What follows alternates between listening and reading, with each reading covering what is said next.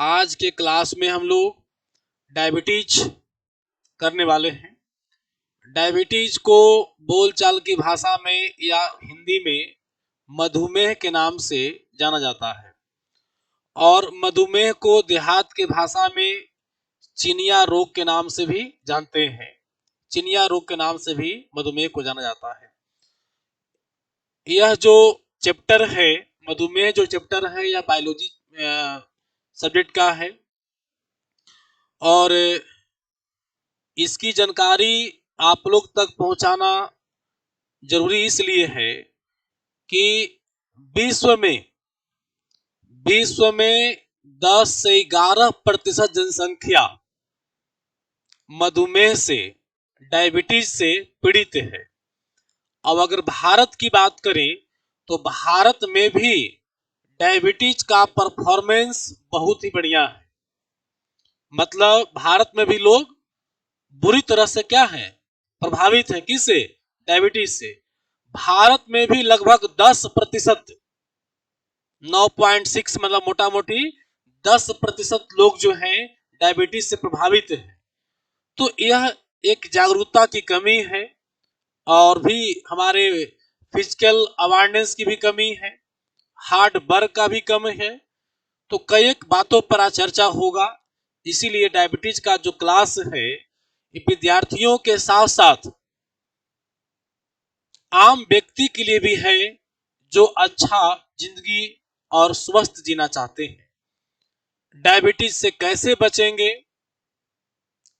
या डायबिटीज का शिकार हो चुके हैं, अभी शुरुआती दौर है, तो भाई बचने का उपाय क्या है, आज सारी बात को हम लोग आज की क्लास में करेंगे। इसीलिए यह आम व्यक्ति के साथ साथ विद्यार्थी के लिए भी इंपॉर्टेंट तो है ही। चलिए तो आइए शुरुआत करते हैं। डायबिटीज, एक पॉइंट पहले नोट कर लेना है बच्चा आप लोग को कि डायबिटीज जो है प्रभाव क्षेत्र या प्रभावित जो है,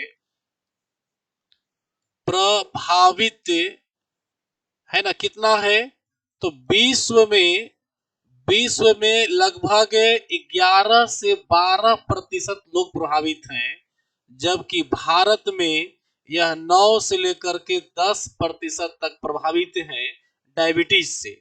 यह बहुत देखने में तो लग रहा है डेटा छोटा है, लेकिन ध्यान दीजिए कि 100 व्यक्ति में 10 व्यक्ति शुगर रोग से पीड़ित है, मधुमेह से पीड़ित है। यह कोई डेटा छोटा नहीं है और ये अभी की है। अगर 10-20 साल बाद देखा जाए तो लगभग 50% पर हो जाएगा, अगर हम लोग अपने स्वास्थ्य पर ध्यान नहीं देंगे तब। इसीलिए एक आम व्यक्ति के लिए जागरूकता भी जरूरी है ताकि डायबिटीज का शिकार न बने। डायबिटीज, मधुमेह, मधुमेह एंड डायबिटीज है क्या, इसको पहले समझो, सब लोग समझिएगा। जो हमारे बगल में बैठे हुए हैं सहायक लोग समझिएगा। डायबिटीज डायरेक्ट रिप्रेजेंट करता है शुगर को और ग्लूकोज को, शुगर और ग्लूकोज को। हमारे बॉडी में, नसों में, रक्त वाहिकाओं में, ब्लड वेसल्स में रक्त दौड़ रही है। सब लोग जानते हैं कि हमारे बॉडी में रक्त दौड़ रही है और उस रक्त का एक अपना कॉम्बिनेशन होता है, एक प्रोफेशन कॉम्बिनेशन होता है। उसी कॉम्बिनेशन में अगर चेंजिंग होता है तो लोग बीमार पड़ने लगते हैं, शरीर अस्वस्थ हो जाता है। तो हमारे शरीर में जो रक्त की स्ट्रक्चर है, उस स्ट्रक्चर में यदि शुगर की मात्रा बढ़ जाए या ग्लूकोज की मात्रा बढ़ जाए, शुगर दैट मीन्स ग्लूकोज समझिएगा, शुगर या ग्लूकोज की मात्रा बढ़ जाती है, तब हम कहते हैं कि डायबिटीज का शिकार हो गए हैं। देखो, हर कोई खाना खा रहा है, सब लोग खाना खाते हो, लेकिन खाना खाने के बाद कुछ ऐसे फूड हैं जो धीरे धीरे अपना शुगर या ग्लूकोज को ब्लड में एब्जॉर्ब करवाते हैं या एब्सेंट करते हैं। कुछ ऐसे फूड्स हैं जो तुरंत एकदम ब्लड में स्टॉक कर देता है ग्लूकोज, किसका? शुगर का, जो हमारे लिए नुकसानदायक बन जाता है, हानिप्रद हो जाती है, बॉडी को इफेक्टिव करती है, इम्यूनिटी सिस्टम को डैमेज करता है। तो ये समझना है हम लोग को कि भाई मधुमेह जो बीमारी हो रही है तो किससे हो रही है? तो ब्लड में शुगर की मात्रा बढ़ने से, ब्लड में ग्लूकोज की मात्रा बढ़ने से। बस एक लाइन में समझ जाओ, ब्लड में ग्लूकोज की मात्रा बढ़ जाने से और ब्लड में शुगर की मात्रा बढ़ जाने से हमारे शरीर में डायबिटीज बीमारी पकड़ लेती है, मधुमेह बीमारी पकड़ लेती है, या चिनिया बीमारी पकड़ लेती है। बात समझ गए? ये हमारा डायबिटीज का पहला कारण बनता है। लेकिन प्रश्न ये है कि सर ब्लड में पहले के लोग भी तो खाना खाते थे, ये आज भी जो 10 लोग डायबिटीज से प्रभावित हैं, अलावे 90% तो स्वस्थ हैं। तो 90% के शरीर में ग्लूकोज या शुगर क्यों नहीं बढ़ता है? फैक्ट है ना, खाना सब लोग खा रहे हैं, खाना आप भी खा रहे, खाना हम भी खा रहे हैं, लेकिन प्रश्न ये है कि तुम्हारे शरीर में डायबिटीज नहीं हुआ, ब्लड शुगर की मात्रा नहीं बढ़ा, ग्लूकोज की मात्रा नहीं बढ़ा, और हमारे शरीर में शुगर ग्लूकोज की मात्रा बढ़ गया। आखिर क्या कारण है? तो इसका कारण है इंसुलिन। इंसुलिन हार्मोन, याद रखना, कौन हार्मोन? Insulin hormone. हमारे बॉडी में इंसुलिन हार्मोन स्रावित होते रहती है, बहते रहती है ब्लड में, जो करता क्या है कि ग्लूकोज को या शुगर को वो शेड्यूल बाय शेड्यूल सेल में ऑब्जर्व करवाते रहता है। मतलब हम जो शुगर लिए भोजन के माध्यम से, वो इंसुलिन उसको तोड़ करके सेल के पास भेज देता है, ब्लड में रुकने नहीं देता है, उस सेल में ऑब्जर्व करवा दिया, जिससे क्या हुआ, इंसुलिन इंसुलिन ग्लूकोज और शुगर को कहा भेज दिया? सेल में, कि जाओ भाई सेल के पास जाओ। सेल ने उसको ऑब्जर्व कर लिया, डाइजेस्ट कर गया उसको। लेकिन वही इंसुलिन सेल के पास नहीं भेजता है, तो उसका डाइजेशन नहीं होता है, जिसके कारण आपका ब्लड में ग्लूकोज और शुगर स्टॉक हो जाता है, जो जिसको बोलते हैं कि भाई हमारे ब्लड में शुगर की मात्रा बढ़ गई या ग्लूकोज की मात्रा बढ़ गई। तो हमारे शरीर में ग्लूकोज की मात्रा या शुगर की मात्रा बढ़ रही है, तो उसका जिम्मेवार कौन है? इंसुलिन हार्मोन है। अगर आपके बॉडी में इंसुलिन हार्मोन बहुत बढ़िया तरह से फंक्शन कर रहा है, तब किसी प्रकार का शुगर या ग्लूकोज आपके ब्लड में स्टॉक नहीं होगा। वो कार्यों में, एनर्जी में बदलकर शरीर से बाहर निकल जाएगा, ऊर्जा में कन्वर्ट हो जाएगा। लेकिन वही ब्लड जो है से जमा कहाँ होता है? वही ग्लूकोज शुगर जमा कहाँ हो गया? ब्लड में जमा हो गया, जिससे हम बोलते हैं कि डायबिटीज बीमारी हो गई। आज इसी डायबिटीज बीमारी के बारे में समझाने जा रहे हैं, और यही फंक्शन इसका है। एक लाइन में फंक्शन याद रखो कि ब्लड में बोलो शुगर की मात्रा या ग्लूकोज की मात्रा बढ़ जाती है, तब हम बोलते हैं कि डायबिटीज, मधुमेह या चिनिया रोग हो गया है। भाई ब्लड में शुगर और ग्लूकोज को जमने नहीं दे, रुकने नहीं दे, स्टॉक नहीं होने दे। ये कौन सा ऐसा फंक्शन है भाई कि जो ब्लड में रुकने नहीं दे? तो है, हमारे बॉडी में केमिकल पदार्थ है जिसका नाम है इंसुलिन। वो इंसुलिन का काम है कि हमारे ब्लड में शुगर और ग्लूकोज को स्टॉक होने नहीं देता है। वो डायरेक्ट एकदम सेल को अपना भेज दिया, सेल अपना वर्क में क्या किया? एब्जॉर्ब कर लिया, खत्म कर दिया। क्लियर हो गया? तो हमारे ब्लड में अगर ग्लूकोज की मात्रा बढ़ रही है, हमारे ब्लड में शुगर की मात्रा बढ़ रही है, इसके लिए जिम्मेवार कौन है? इंसुलिन। कौन हार्मोन जिम्मेवार है? इंसुलिन हार्मोन जिम्मेवार है। समझ गया? अब एक बात समझो, इंसुलिन, अब इंसुलिन जो आप कर रहे हो, ये इंसुलिन हार्मोन बॉडी के किस पार्ट से निकलता है? तो यह निकलता है पैनक्रियाज से। कहां से निकलता है? पैनक्रियाज से। कहां से निकलता है? पैनक्रियाज। हमारे बॉडी में एक पैनक्रियाज पार्ट्स है जो लीवर के पास यहां पर होता है। इसी पार्ट्स से, इसी पैनक्रियाज से इंसुलिन हार्मोन का स्रवण होता है और इसको हिंदी में हम लोग पैनक्रियाज को हिंदी में अग्न्याशय के नाम जानते हैं। किस नाम से? अग्न्याशय के नाम जानते हैं। मतलब इंसुलिन हार्मोन का स्रवण पैनक्रियाज दैट मीन्स अग्न्याशय ग्रंथि से होती है। अब एक बात और समझो, अग्न्याशय ग्रंथि में, अग्न्याशय ग्रंथि पैनक्रियाज जो ग्लैंड्स है, इसका स्ट्रक्चर में alpha cell, beta cell, gamma cell, 3 प्रकार का सेल होता है। अल्फा सेल, बीटा सेल और गामा सेल होता है। तो ये जो अल्फा, बीटा, गामा सेल है, इसमें बीटा सेल से ही इंसुलिन का स्रवण होती है। कहां से? तो अब प्रश्न आपसे पूछा जाए कि भाई इंसुलिन का बहाव, इंसुलिन का स्रवण है ना, इंसुलिन का सेक्रेशन कहां से होता है? तो बोलिएगा पैनक्रियाज के बीटा सेल से। पैनक्रियाज के बीटा सेल से। मतलब बोल देंगे beta cell of the pancreas, अग्न्याशय के बीटा सेल से ही इंसुलिन हार्मोन बहती है या निकलती है। क्लियर हो गया? तो अब हम यहां तक समझे कि मधुमेह क्यों होता है, मधुमेह में क्या होता है भाई। अब फिर हम लोग समझे कि भाई उसके लिए इफेक्टिव कौन है? इंसुलिन है। इंसुलिन कहां से निकलता है? पैनक्रियाज से। पैनक्रियाज में कहां से निकलता है? बीटा सेल से। इन सारे बातों को आप समझिए। क्वेश्चन है मधुमेह, प्रश्न नंबर 1 देखो, मधुमेह क्या होता है? एकदम टूटी फूटी भाषा में, आसान भाषा में एकदम क्वेश्चन लिखकर समझा दिए आप लोग को कि मधुमेह क्या होता है। तो ब्लड में ग्लूकोज या शुगर लेवल बढ़ जाता है, जो कि समझा चुके हैं कि ब्लड में शुगर और ग्लूकोज लेवल बढ़ जाता है तो हम बोलेंगे, क्या बोलेंगे कि मधुमेह, डायबिटीज हो गया है।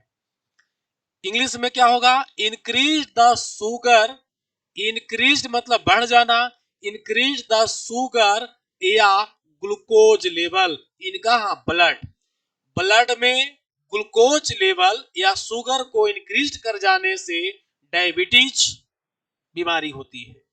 क्लियर हो गया? अब देखिए controlation, controlation of sugar level in blood.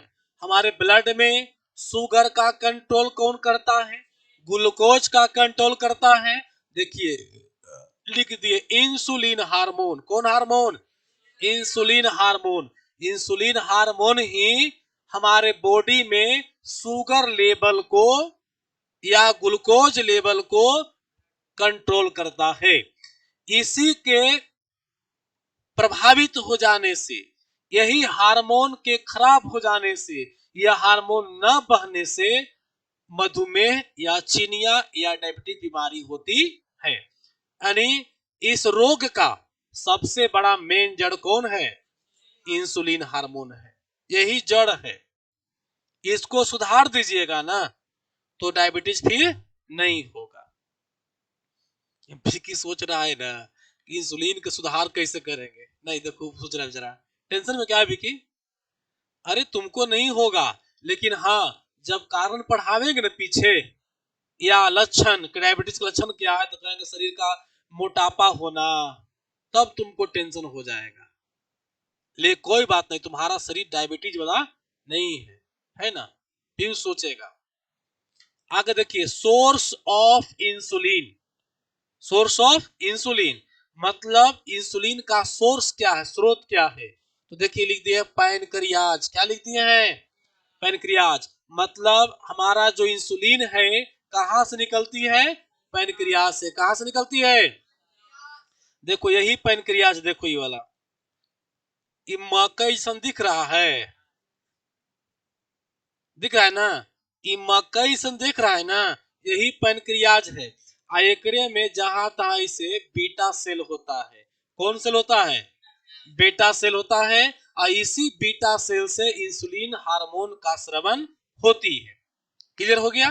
यहां पर एक पॉइंट देख लीजिए, beta cell destructed because of auto immunity and no insulin formation. Beta cell जब डिस्ट्रक्ट कर जाता है, बीटा सेल जब नष्ट हो जाते हैं, बीटा सेल जब खराब हो जाते हैं, किसका? पैनक्रियाज का। तब उस स्थिति में हमारे पैनक्रियाज के बीटा सेल में इंसुलिन हार्मोन का निर्माण नहीं होता है। बात समझा? ब्लड में sugar level, glucose level control करने करेगा इंसुलिन। इंसुलिन कहां से मिलेगा? पैनक्रियाज के बीटा सेल से। अब बीटे सेल डैमेज कर जाए, समझ रहे हैं? बीटा सेल ही डैमेज कर जाए, तब उस स्थिति में इंसुलिन हार्मोन बहेगा नहीं। और जब इंसुलिन हार्मोन बहेगा नहीं, तो भाई फिर वही डायबिटीज बीमारी हो जाएगी। शुगर को और ग्लूकोज कंट्रोल कर नहीं पाएगा वो, नहीं ना। देखो, इसको लग रहा है मोरी को मारा, गांव में से ना मोरी को था है, तो मोरी को मारना है। आगे देखिए, मधुमेह होने का कारण, कारण तो हम एक बता दिए कि भाई इंसुलिन हार्मोन अगर नहीं बहेगा तो डायबिटीज हो जाएगा, sugar level, glucose level control नहीं होगा। लेकिन इसके अलावा बहुत सारे और फैक्टर्स हैं, उसको समझना है बारी बारी से आप लोग को। समझ गया? अब बारीकी से समझना है। ये आम व्यक्ति को अपने हेल्थ की दृष्टि से और विद्यार्थियों को देखना है, किसके? एग्जामिनेशन के व्यू से देखना है। देखिए, शरीर में इंसुलिन हार्मोन का स्राव कम हो जाने से, अगर आपके बॉडी में इंसुलिन हार्मोन का बहाव कम जाए, सेक्रेशन कम जाए, तो उस कंडीशन में डायबिटीज बीमारी हो जाएगी। इंग्लिश में decrease the insulin level in blood. हमारे ब्लड में इंसुलिन लेवल डिक्रीज कर जाने से शुगर या डायबिटीज बीमारी होती है। सेल का इंसुलिन प्रतिरोधक के बन जाना। अब देखो, जो हमारे बॉडी का सेल है, हम दो तरह से बताए थे आप लोग को कि इंसुलिन का काम है कि ब्लड में शुगर और ग्लूकोज को जमा नहीं होने देना। बात समझा? हम बताए थे कि इंसुलिन क्या करता है कि ब्लड में शुगर और ग्लूकोज के स्टॉक होने नहीं देता है, ये तुरंत सेल को भेजता है। अब देखो, इंसुलिन नहीं बहे, अगर बीटा सेल अग्नाशय का खराब हो जाए तो इंसुलिन नहीं बहेगा या कम बहेगा, तो भाई ब्लड में शुगर और ग्लूकोज तो स्टॉक हो जाएगा, जो कि पहला कारण दिखा रहा है।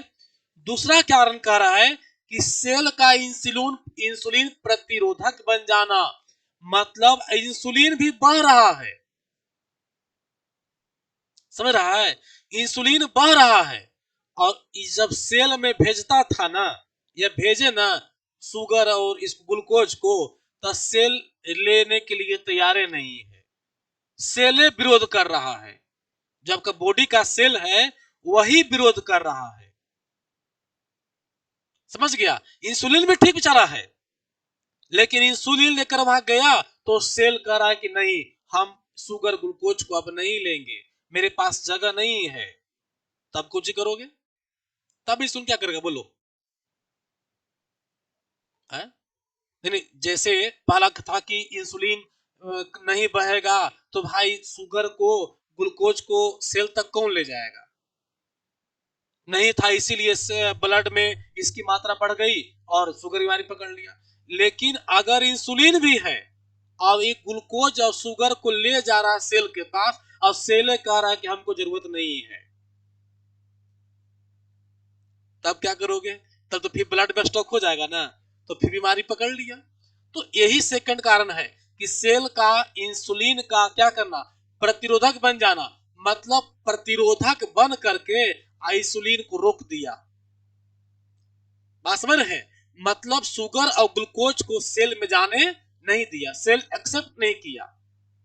तीसरा कारण देखो, शरीर का वजन, वजन लिखना चाहिए था, वनज लिखा गया है, यहां वजन होगा, वजन जब पीछे हो गया ना आगे हो गया। शरीर का वजन बढ़ जाने से, शरीर का वजन बढ़ जाने से भी, शरीर का वजन बढ़ जाने से मेटाबॉलिज्म में जो क्रिया है, एक्शन है, वो गड़बड़ा जाता है, जिससे शरीर का वजन बढ़ जाता है। तो इस कंडीशन में भी डायबिटीज होने का खतरा बनी रहती है। लिखा हुआ है क्या, देखो, इंक्रीज्ड वेट ऑफ बॉडी, मतलब बॉडी का भार बढ़ जाने से। चौथा कारण यहाँ पर है शारीरिक परिश्रम कम करने से, शारीरिक परिश्रम कम करने से। फिजिकल इनएक्टिव, फिजिकल एक्टिव नहीं, फिजिकल इनएक्टिव, मतलब ऐसे दौड़ भोड़ में काम धाम करे में एकदम इनएक्टिव है, मतलब सक्रिय नहीं है। बात समझ रहे हो? तो देखो यहां जो है ना सेकंड नंबर वाला 4 में सटीक उदाहरण बन रहा है। कैसे से देखो, बाबू रे इंसुलिन बह रहा है, समझो, हम बोले कि इंसुलिन बहेगा और शुगर और ग्लूकोज लेके जाएगा किसके पास, सेल के पास, लेकिन सेल लेगा ही नहीं। तो क्यों नहीं सेल ले रहा है? सेल को जितना एनर्जी चाहिए था बॉडी के लिए उतना वो मेंटेन कर लिया है, तो अब वो ग्लूकोज लेके उची करेगा। अब ग्लूकोज शुगर का शरीर में क्या काम है, एनर्जी के निर्माण में, एनर्जी बनाता है ना। अब हम कर दिन वैसे हम पढ़ रहे इसे, खाली कोई काम धंधा नहीं है, तो एनर्जी खपत कम है। तो हमारे बॉडी का एनर्जी खपत कम है, तो ये इस सेल जो हमारा बॉडी का है वो क्यों लेगा शुगर, क्यों लेगा ग्लूकोज, लेगा। तो इंसुलिन ठीक रहते हुए भी, पैनक्रियाज का बीटा सेल ठीक रहते हुए भी हमारे ब्लड में ग्लूकोज और शुगर की मात्रा बढ़ जाएगी, क्योंकि हमारे बॉडी में एनर्जी खपत नहीं हो रही है। बात सुना रहा है? इसीलिए हर व्यक्ति जितना, जिस रेशियो में आप खाना खा रहे हैं उस रेशियो में फिजिकल काम जरूर कीजिए। अब 8-8 गो रोटी दबाओगे, है ना, नेताजी की तरफ 8-8 गो रोटी खाओगे, फिजिकल काम कुछ करवे न करोगे, पढ़ रहोगे, तो उस कंडीशन में आपके बॉडी में ग्लूकोज तो गया, ग्लूकोज गया, लेकिन वह एनर्जी के रूप में कन्वर्ट नहीं हुआ। क्योंकि एनर्जी में कन्वर्ट कौन करेगा, सेल करेगा, सेल ही नहीं करता है। सेल का माइटोकॉन्ड्रिया जो पार्ट्स है वो एनर्जी में कन्वर्ट करता है, माइटोकॉन्ड्रिया, याद रखना। सेल कौन सा पार्ट्स, माइटोकॉन्ड्रिया, माइटोकॉन्ड्रिया आपको एनर्जी में कन्वर्ट करेगा। अब आप कामे न करिएगा तो एनर्जी की आवश्यकता हो कि नहीं, तो फिर सेल ग्लूकोज क्यों लेगा, तो ब्लड में स्टॉक रह जाएगा, डायबिटीज हो जाएगा।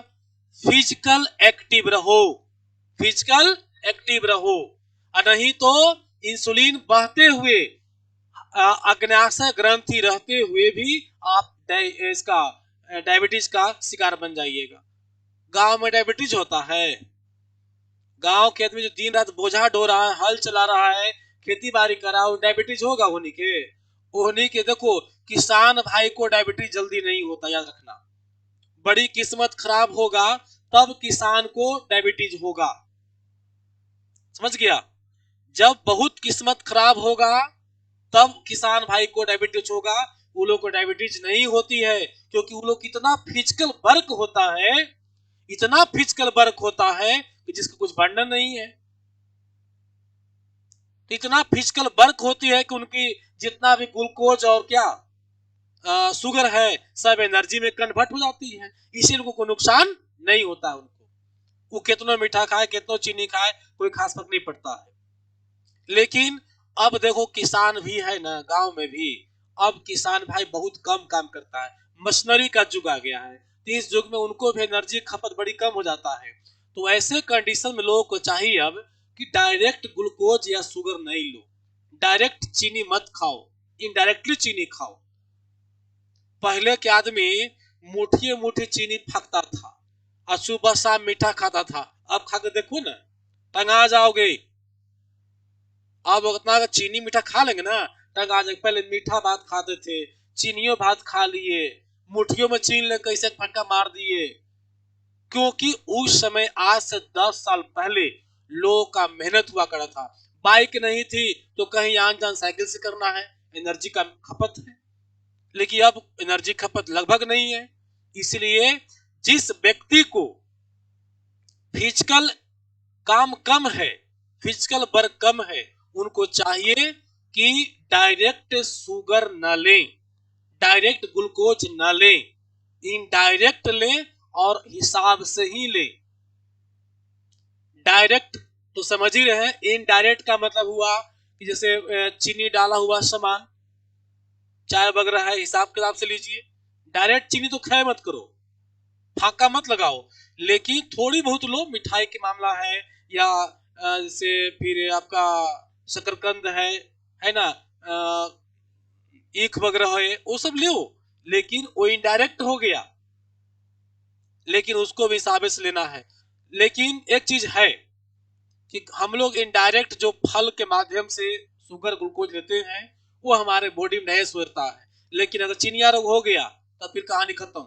इसीलिए अभी से ध्यान दो ताकि डायबिटीज और चिनिया का बीमारी आपको नहीं पकड़े। बात सुना रहा है ना? हाँ, इसलिए फिजिकल काम खूब करो।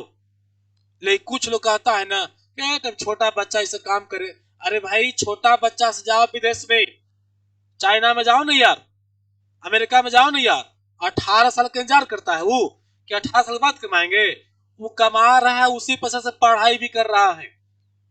वहां छोटे छोटे बच्चे अपने कमाने के लिए व्यवस्था किए हुए हैं, लेकिन हम लोग तो इंतजार करते हैं कि बबुआ के 18 साल होगा तब जो है इसको काम पर लगावेंगे। पहले पढ़ ले, डिग्री ले ले। वहां डिग्री नहीं, विदेशों में डिग्री नहीं, स्किल लेता है लोग। हम लोग यहाँ मैट्रिक पास कर ला, इंटर पास कर जाए ना, तभी कहते हैं कि जाओ बेटा अब पैसा न जुटता, गैरेज में कहीं गाड़ी बनाना सीख ले। और विदेशों में बाहर में जाइए तो वो पढ़ाई भी कर रहा है तो गैरेज में 2 घंटा काम करेगा। क्यों? स्किल सीख रहा है।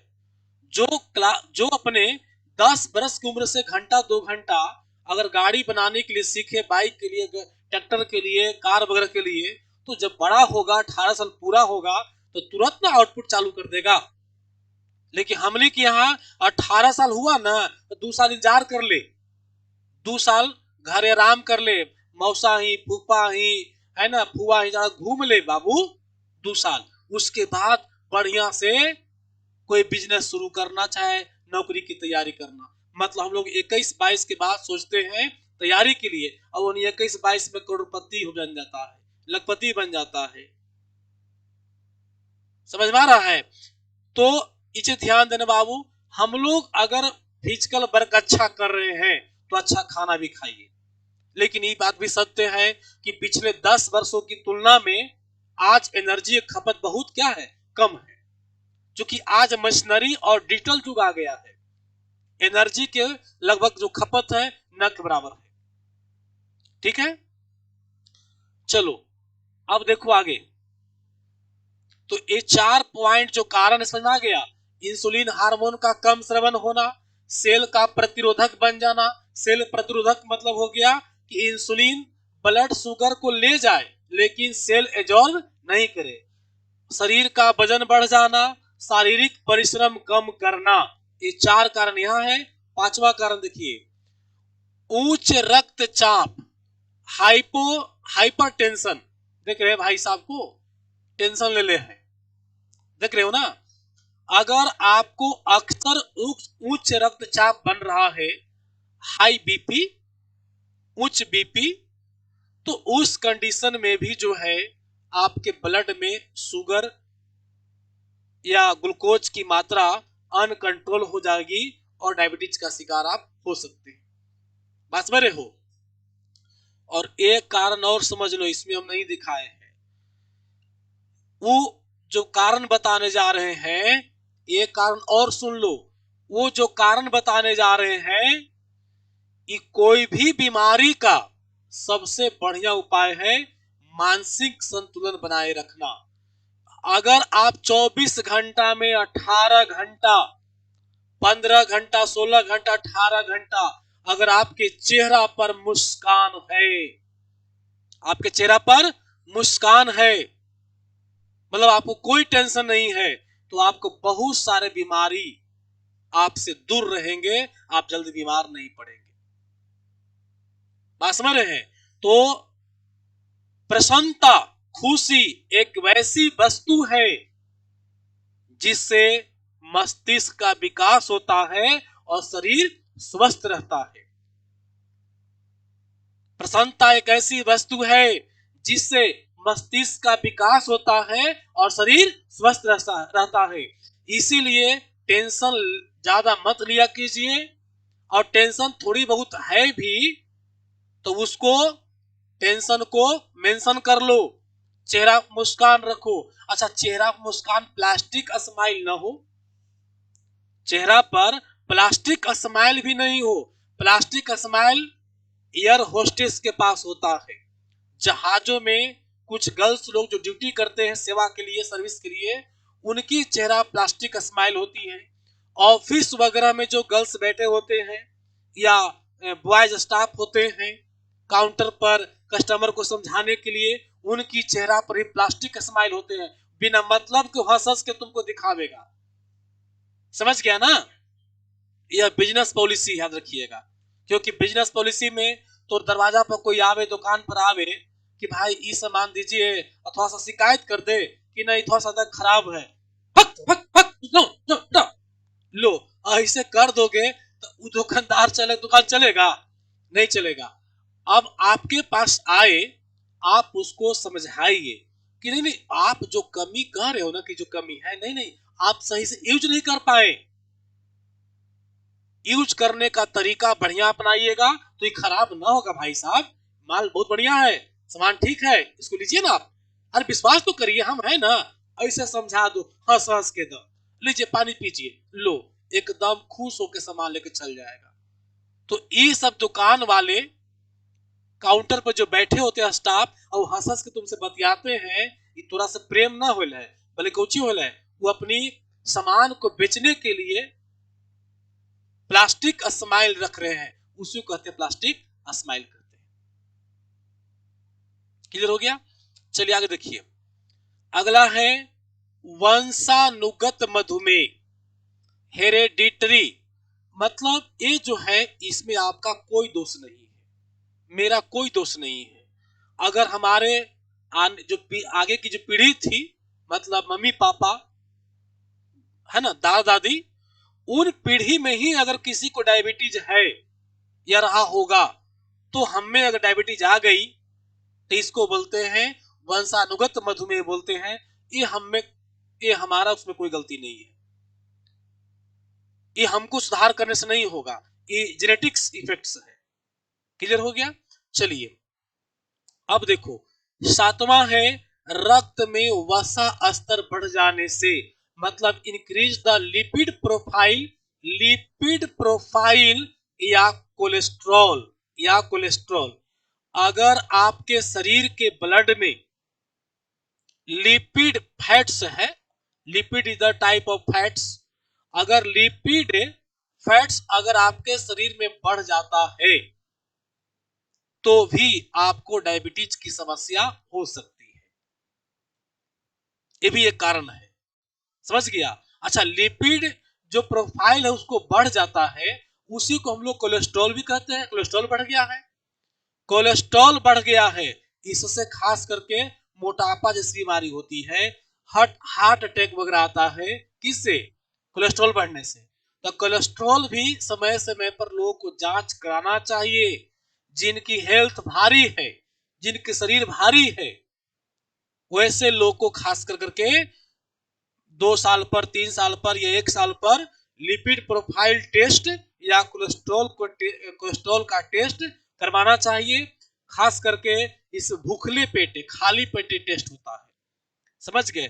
तो कोलेस्ट्रॉल शरीर में बढ़ जाएगा ना, तो उससे भी डायबिटीज की बीमारी हो सकती है। क्लियर हो गया? और सुनो, यदि हमारे शरीर में जो लिपिड फैट्स बढ़ गया या कोलेस्ट्रॉल बढ़ गया, तो ये जो बीमारी का होगा, इसको कहते हैं हम लोग डाइस्लिपेडीमा, डाइस्लिपेडीमिया। क्या बोलेंगे इसको? डाइस्लिपिडेमिया बोलते हैं।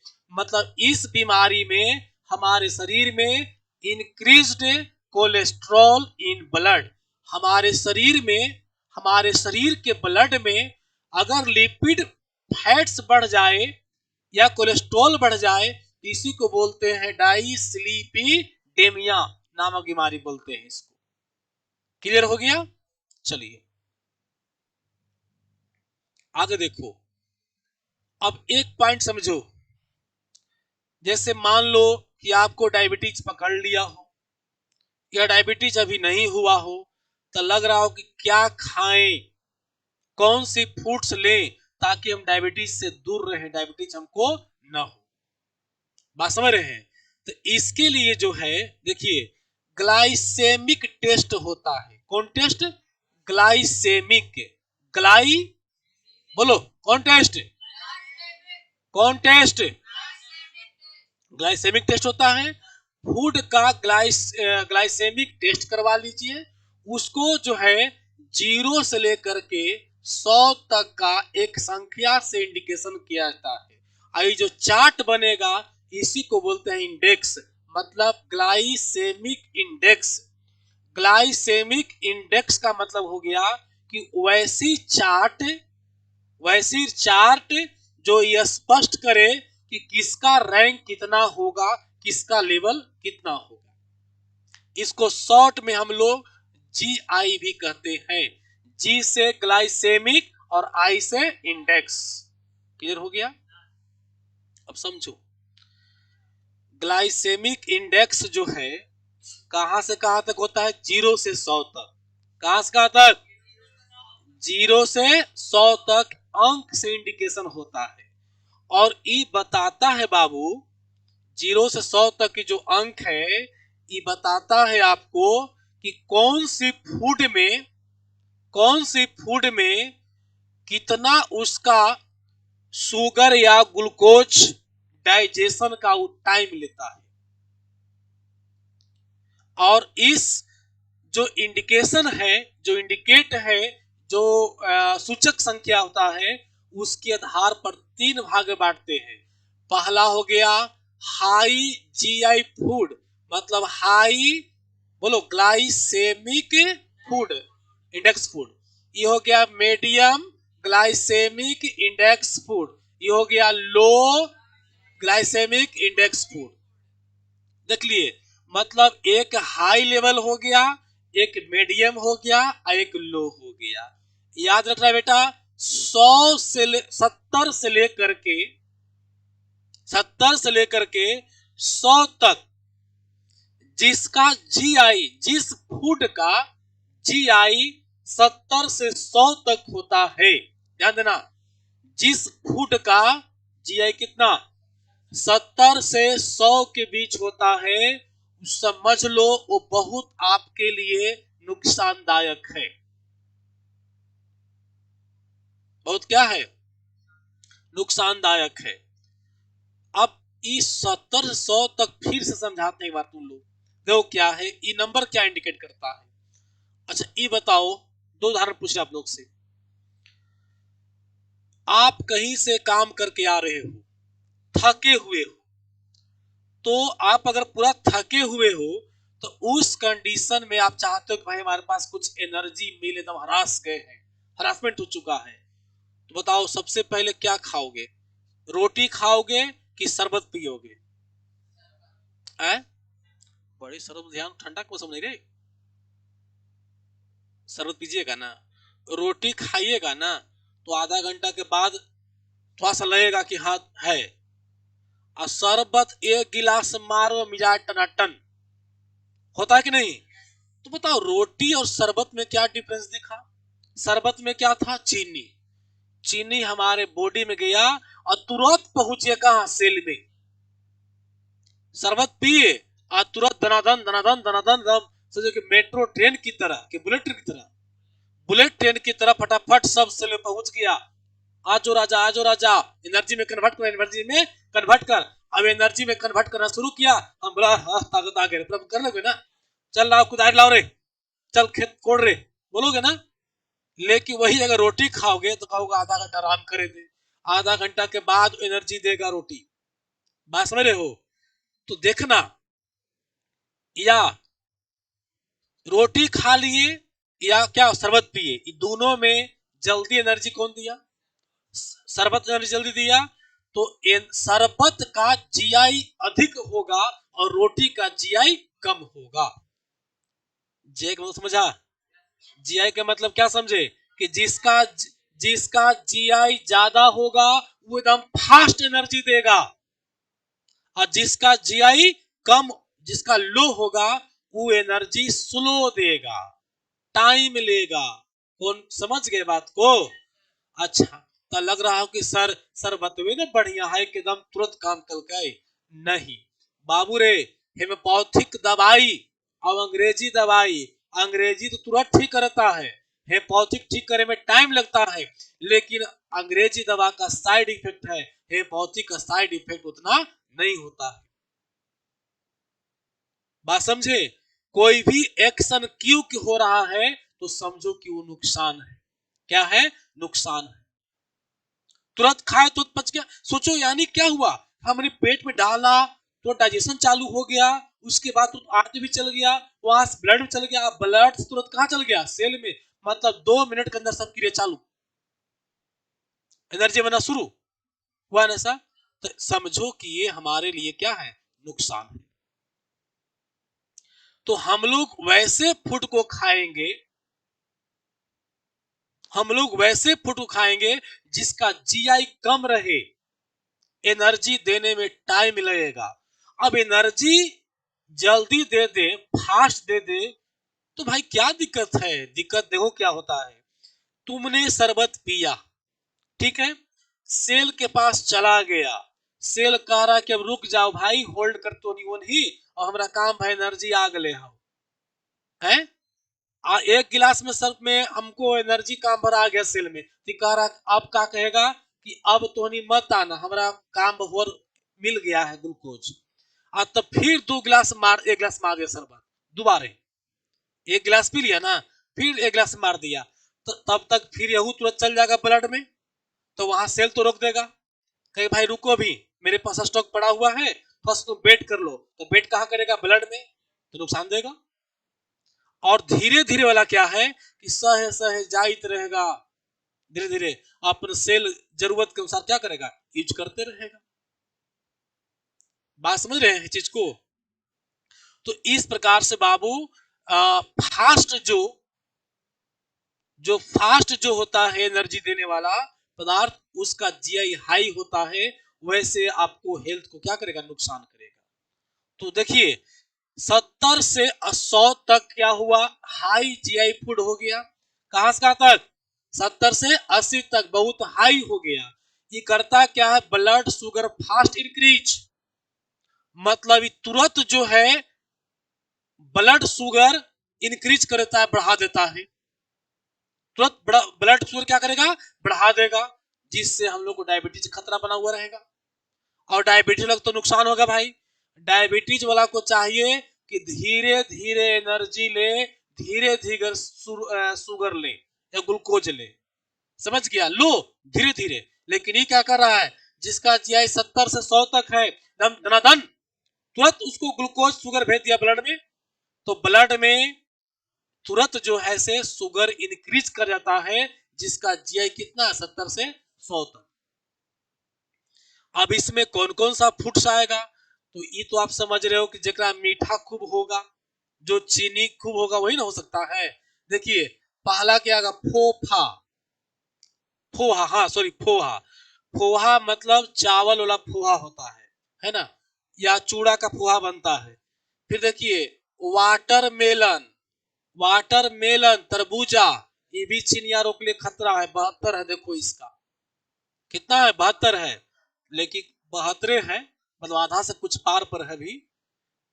तीसरा क्या है? व्हाइट राइस, चावल, भात, भात कितना उसका है? 73, नुकसानदायक है। व्हाइट ब्रेड 75, व्हाइट ब्रेड का मतलब वो मैदवा वाला मुझे अच्छा कच्चा कुजला है ना। अंकित कौची कहा था? हमको तो रोटियां ढुकबे नहीं करता है, रुखड़का वाला। रुखड़ के रोटियां खाओ, चिकन का रोटियां में देखो क्या है, जीआई अधिक है, तुरंत शुगर क्या करेगा, बढ़ा देगा। फिर क्या है, बॉइल्ड पोटैटो, उबालल आलू, सुना बाबू, हाँ, कितना है 78, नुकसानदायक है। फिर है मैदा मटेरियल, मैदा मटेरियल का मतलब हो गया नूडल्स वगैरह, क्या, नूडल्स वगैरह, पूड़ी वगैरह जो मैदा का बनता है, ठेकुआ जो मैदा का बनता है, बहुत नुकसानदायक है।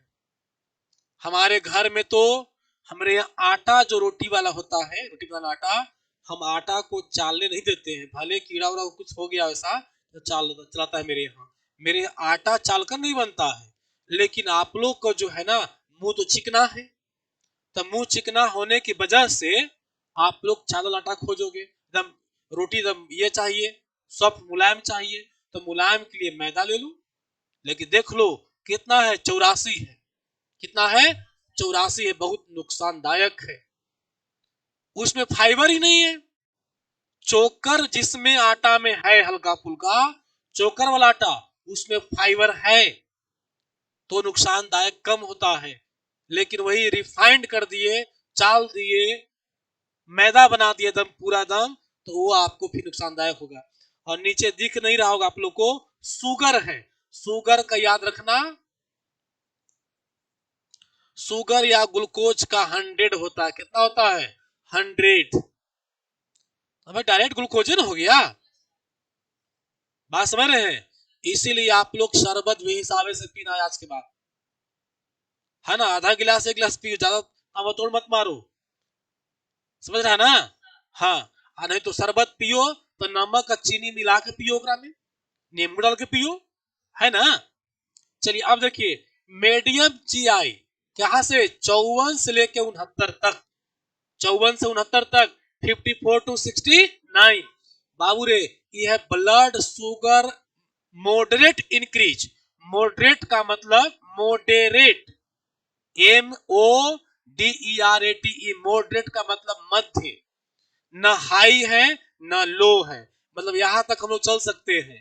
एक में कुछ मैंगो, मैंगो कितना, 56। फिर क्या, basmati rice 58, pine Apple, papaya, corn, corn मतलब मकई के भुंजा, फिर को ब्राउन राइस 66, कितना हो गया, 66। ये सब लगभग ठीक है। देखो ये सब जो है ना, ये 70 से 100 तक वाला है, जिसको अगर शुगर रोग पकड़ लिया, डायबिटीज हो गया है, जिसको डायबिटीज हो गया, ये याद रखना, ये सामान मत यूज करिए, इसको नहीं यूज कीजिए। अगर हो गया तो, और नहीं हुआ है तो इस पर ध्यान दो, समझ गया। और एकदम स्वस्थ रहना चाहते हो हमको जैसन, है ना, तो ई वाला यूज करो, ब्लड शुगर स्लो इंक्रीज, ये धीरे धीरे इंक्रीज करेगा, जिसका लेस देन कितना, 54 है, 54 है। जिसका जीआई, जिसका जे कितना 54 से कम हो, जैसे देखो राजमा 24, चाना 28, मिल्क 30, दाल 32, कट मतलब दही 35, एप्पल 36, ऑरेंज 43, रोटी 50, और बनाना मध्यम में सबसे टॉप कौन है, बनाना, जेकरा चिनिया रुक पकड़ लिया ना, बनाना बिना छिलने खाना, केला जो है बिना छिलने खाना, जिसको चिनिया रुक पकड़ लिया वो, नहीं तो बड़े नुकसान करेगा, समझ रहे हो। देखो जो बूढ़ बुजुर्ग हैं, जो वृद्ध लोग हैं, उन लोग के लिए कोई दिक्कत नहीं है, वो लोग तो खैर केला खाता ही नहीं है बेचारे। इसमें भी केला वो लोग को नुकसानदायक है, किन लोग को, चिनिया रोग वाले को। ये तो मजाक में आप लोग को बोल दिए कि भाई बिना छिलने खाना इस चीज को, नहीं, केला शुगर वाले जो बीमारी है, जिनको पकड़ लिया है, उनको यूज नहीं करना चाहिए। है? हाँ, हम लोग तो यूज कर सकते हैं। देखो जिसको नहीं हुआ है ना, इधर गर्दा उड़ा खाओ, कोई दिक्कत नहीं है। अगर इधर पहुंच जाओगे ना, 70 के पहुंच जाओगे तो कोई दिक्कत नहीं है। लेकिन मैदा उदा का जो है ना, यूज कम करो एकदम, समझ गया।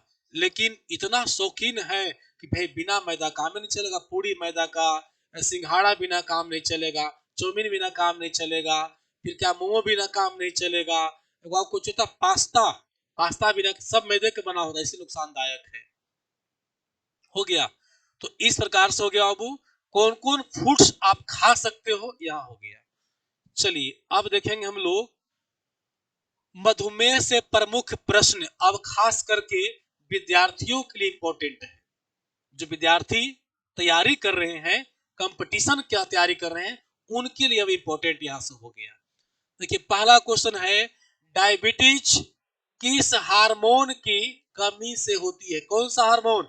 इंसुलिन। पढ़ चुके हैं। इंसुलिन कहाँ बनता है? अग्न्याशय में। और अग्न्याशय का कौन सेल? Beta cell. कौन सेल? बीटा सेल बनता है। डायबिटीज का दूसरा नाम क्या है? मधुमेह, या एक नाम और इसका है चीनिया। क्या नाम है? चीनिया। डायबिटीज का प्रमुख लक्षण क्या है? डायबिटीज का प्रमुख लक्षण क्या है? एक बात बोले, ये लक्षणिया पढ़ कर करके टेंशन मत आना। हम देखे थे कि एक बार घटना था कि हम पढ़ा रहे थे, पता नहीं किसके बारे में पढ़ा रहे थे, कोई टॉपिक पढ़ा रहे थे ना, तो लक्षण लिखवाए, तो एक बच्चा हल्का तबियत खराब हुआ, लक्षणिया मिलना शुरू हो गया। तो कह रहा सर हमको लगता है कि बीमारियां वही पकड़ लेके सर। 3-4 बच्चा उस बैच का टेंशन में आ गया था कि हमको बीमारियां ये हो गया है। इसीलिए हाँ, अधिक पेशाब होना, ये होना, वो होना, इसी लक्षण पे ज्यादा दिमाग मत लगाना। समझ गया कि सर ये लक्षण हमरो में आ गया है, अब भी किस हो जाए कि हम लोग काम पाई हो ले, नहीं ऐसा कुछ नहीं है। वो आओ टेंशन घड़ी बन जाती है। नहीं देख लो, अधिक पेशाब होना, अरे भाई तो पेशाब अधिक किसके लिए? जिसको बोलते हैं हल्का फुल्का जाए, थोड़ा सा करे फिर आ जाए, जाए थोड़ा सा करे फिर चला दे, ये इसको बोलते हैं बीमारी। अब जे बेचारा ठंडा पानी पी रहा है, जो खूब पानी पी रहा, खूब पेशाब नहीं करेगा? करबे ना करेगा, तब इसलिए वो बीमारी की बात नहीं है। और सुन लो, आपके रूम के बगल में बाथरूम रहेगा ना, अगर रूम के बगल में बाथरूम है तो और बार बार पेशाब लेगा, हलिए लेगा, और मतलब बर्दाश्त नहीं होता है, क्योंकि माइंड सेट है बाथरूम जाना है। अगर वही तुम चल जाओ मेला में, भीड़ भाड़ में, पेशाब लग लहू रहेगा तो बर्दाश्त होता घंटा 2 घंटा, पता नहीं चलता है, याद नहीं रहता है। अरे यार बचपन बता रहे तुम लोग को, ये सब माइंड सेटअप है। जब हम लोग छोटा थे तो गए लैट्रिन करने नदी पर, हम लोग के यहाँ नदी है, पहले तो भाई लैट्रिन थोड़े होता था, नदी में, नदी नाला या जो भी है जहाँ सुविधा है उसका लोग करता है।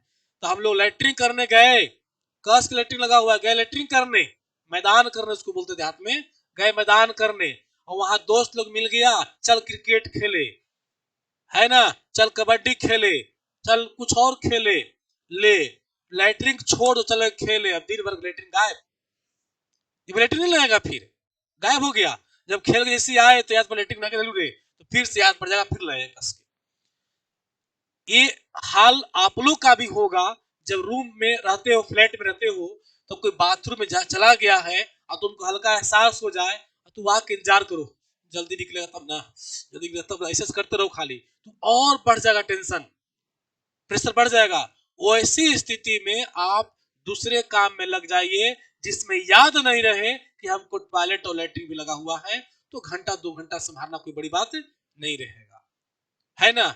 ये नहीं कि गेट के पास खड़ा होकर हुलक हुलक इंतजार करेंगे, निकला निकला, तो उस कंडीशन में भाव ब्रेक फेल हो जाएगा। समझ में रहा है ना? है ना? चलो आगे देखो, अधिक प्यास लगना और वजन का क्या होना? कमना। वजन कम रहा है अगर, तो समझो कि वो आपको नुकसान है। डायबिटीज किस प्रकार की बीमारी है? डायबिटीज किस प्रकार की बीमारी है, मतलब उसमें क्या होता है भाई? देखो, ये हार्मोनल बीमारी है, क्योंकि ये कंट्रोल किससे होता है? इंसुलिन से। तो इंसुलिन हार्मोन है, मतलब हार्मोन का प्रॉब्लम है। मेटाबॉलिक डिसऑर्डर, मेटाबॉलिक डिसऑर्डर का मतलब होता है कि मेटाबॉलिज्म में जो क्रिया हम लोग के शरीर में होता है वो खत्म हो गया, यह काम सही से नहीं कर रहा है। देखो, मेटाबॉलिज्म क्या है? शरीर में ऊर्जा के लिए इन एनर्जी को इनपुट कराना, उसको आउटपुट कराना, भोजन पचा उचा के, भोजन पचा करके एनर्जी आउटपुट करना, दोनों क्रिया को मिला करके हम लोग बोलते हैं मेटाबॉलिज्म। क्या बोलते हैं? मतलब इनपुट और आउटपुट दोनों को मिला के मेटाबॉलिज्म। तो इसमें होता क्या है डायबिटीज में कि हम लोग इनपुट तो ले लिए, आउटपुट नहीं हुआ, मतलब भोजन ले लिए, फिजिकल काम नहीं हुआ, तो उस कंडीशन में हमारा बॉडी के अंदर एनर्जी स्टॉक शुगर के रूप में, ग्लूकोज के रूप में रह जाता है, जिससे डायबिटीज होने की खतरा बनी रहती है। मेटाबॉलिज्म ही दो प्रकार के, एनाबॉलिज्म और केटाबॉलिज्म। मेटाबॉलिज्म ध्यान लिख देते हैं, यहां देख लो, मेटाबॉलिज्म दो प्रकार के होता है, एक होता है एनाबॉलिज्म और दूसरा होता है केटाबॉलिज्म। क्या होता है? हाँ, तो कि एनाबॉलिज्म में जो क्रिया है प्लस है, क्या है? प्लस, पॉजिटिव है, और केटाबॉलिज्म क्रिया है वो क्या है? माइनस है, निगेटिव है। एनाबॉलिज्म में पॉजिटिव और केटाबॉलिज्म में निगेटिव। मतलब एनाबॉलिज्म में हमारे बॉडी का विकास होता है, और केटाबॉलिज्म अगर बढ़ जाएगा तो बॉडी का विनाश होता है। समझा? केटाबॉलिज्म में बॉडी का विनाश होता है, जीव द्रव का क्षय होता है, और एनाबॉलिज्म में बॉडी का विकास होता है, तो जीव द्रव का बॉडी में निर्माण होता है। और दोनों संतुलन में काम कर रहा है, दोनों बैलेंस में काम कर रहा है, तो शरीर न तो मोटा होगा न पतला होगा। और केटाबॉलिज्म में चालू हो गया, ये वाला गड़बड़ा गया, तो सूखते जाओगे, सूखते चले जाओगे। समझ गया? हर लकड़ी की तरह। और एनाबॉलिज्म अगर बढ़ गया, केटाबॉलिज्म कमजोर पड़ गया, तो खाली जीव द्रव का निर्माण, बॉडी मोटाई चल जाएगा, मोटापा बीमारी पकड़ लेगी। तो दोनों को बैलेंस होना जरूरी है। अब बैलेंस करके संयुक्त रूप से क्या बोलते हैं? मेटाबॉलिज्म। क्लियर हो गया? चलिए अगला क्वेश्चन देखिए, टाइप 1 और टाइप 2 डायबिटीज में क्या अंतर है? बाबू, टाइप जो डायबिटीज है दो प्रकार के हो गए। क्या प्रकार के? दो प्रकार के। टाइप 1 जो डायरेक्ट इंसुलिन से प्रभावित होता है, और टाइप 2 जो इंसुलिन को प्रतिरोध करता है, इंसुलिन को प्रतिरोध करता है, चाहे फैक्टर्स जो भी हो। देखो, अगर आपके बॉडी में इंसुलिन बनना बंद हो जाए, आपके बॉडी में इंसुलिन बनना, बोलो, इंसुलिन बनना बंद हो जाए, तब जो डायबिटीज होगा वो टाइप 1 होगा, टाइप 1 होगा। अब इंसुलिन बन रहा है, इंसुलिन बन रहा है, लेकिन जानते हो क्या हो रहा है? सेल प्रतिरोध कर रहा है, सेल प्रतिरोध कर रहा है, सेल एब्जॉर्ब नहीं कर पा रहा है, तो वो डायबिटीज क्या हो गया? टाइप 2 हो गया। देखिए टाइप 1 में क्या होगा बेटा? टाइप 1 में क्या होगा? इंसुलिन बनना बंद हो जाता है, तथा टाइप 2 में इंसुलिन बनता है लेकिन काम नहीं करता है। टाइप 1 टाइप 2 क्लियर हो गया? चलिए नेक्स्ट देखिएगा, डायबिटीज में कौन सा अंग प्रभावित होता है? कौन सा अंग? आग्नेयाशय, जिसको पैनक्रियाज बोलते हैं। क्या बोलते हैं? पैनक्रियाज बोलते हैं। डायबिटीज के टेस्ट, डायबिटीज के टेस्ट कौन कौन से होते हैं? डायबिटीज हुआ है कि नहीं हुआ है, कौन कौन सा टेस्ट होती है, वो देख लीजिए। Fasting blood sugar test, fasting blood sugar test, FBS मतलब भूखले पेटे। पोस्ट प्राडिलियल, PP टेस्ट, और HbA1c, हीमोग्लोबिन 1A1c जो टेस्ट है। तीन टेस्ट याद रखिएगा, एक हो गया FBC, PP, और एक हो गया HB1AC। ये तो एकदम VVI है, कई बार रेलवे के एग्जाम में पूछा गया क्वेश्चन यहां से। ठीक है? कहां से? HbA1c से। देखो आगे, इंसुलिन का खोज किसने किया था? इंसुलिन हम लोग के शरीर में तो भाई जन्मे से है, लेकिन ऐसा थोड़ी कोई खोज किया था। इंसुलिन का इंसुलिन पहले से बॉडी में थी, लेकिन इंसुलिन है क्या, क्या काम करता है, इसकी जानकारी सबसे पहले दिए थे Frederick Grant Banting, Frederick Grant Banting और चार्ल्स बेस्ट। कब? 1921 में। तो इंसुलिन का खोजकर्ता कौन थे? बैंटिंग, शॉर्ट में बैंटिंग और बेस्ट, बैंटिंग और बेस्ट। क्लियर हो गया? डायबिटीज के इलाज में कौन सी दवा यूज की जाती है? तो इंसुलिन का और मेटाफॉर्मिन का। क्लियर हो गया? हमने एक आदमी को देखा, नाम नहीं ओपन करेंगे, वो राजद पार्टी का एक नेता है। जब मीटिंग में आए हुए थे तो हमने उनकी मिलने गए, तो खाना खाते समय हम वही प्रेजेंट थे। खाना खाने लगे, छोटा सा इंजेक्शन लिए इंसुलिन का, और वो अपने से इसे पेटवा पकड़ के अपने से भोंक लिए, खाने से ठीक 5 मिनट पहले। मैंने पूछा कि सर से सुई? तो कि हाँ इंसुलिन लिए हैं, शुगर का बीमारी हो गया है, और जब खाएंगे तब 5 मिनट पहले इसको भूकेंगे। जय बार खाएंगे तय बार यहाँ पेट में इंसुलिन क्या करेंगे? इंजेक्शन लेंगे। जैसे पेट मांस है ना, यही पर लेंगे। सोचिए कितना दुर्गति बेचारा शरीर का उनका है। हमको बहुत दया लगा, लेकिन लगा कि वो इंसुलिन का बोतल टांग दे उनके अंदर, लेकिन काम करेगा? नहीं काम करेगा। नॉर्मल ब्लड शुगर लेवल क्या होती है? नॉर्मल जो ब्लड शुगर लेवल होता है वो दो तरह का होता है। एक होता है जो फास्टिंग आवर में हो। फास्टिंग मतलब भूखा। जब आप भूखे रहते हैं तो उस समय एक्चुअली में शुगर कम होगा, ग्लूकोज लेवल कम होगा। तो होना चाहिए कितना? 70 से कितना? 100 तक। और पोस्ट प्राडियल में खाना खाने के बाद 120 से लेकर के 140। देखो 150 तक भी है ना तो कोई खास दिक्कत नहीं है, लेकिन उससे पार करता है तो आपको नुकसान होगा। क्लियर हो गया?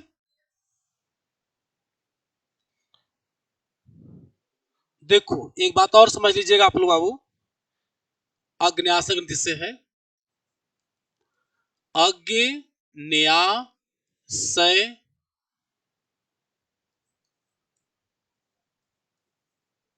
ग्रंथि।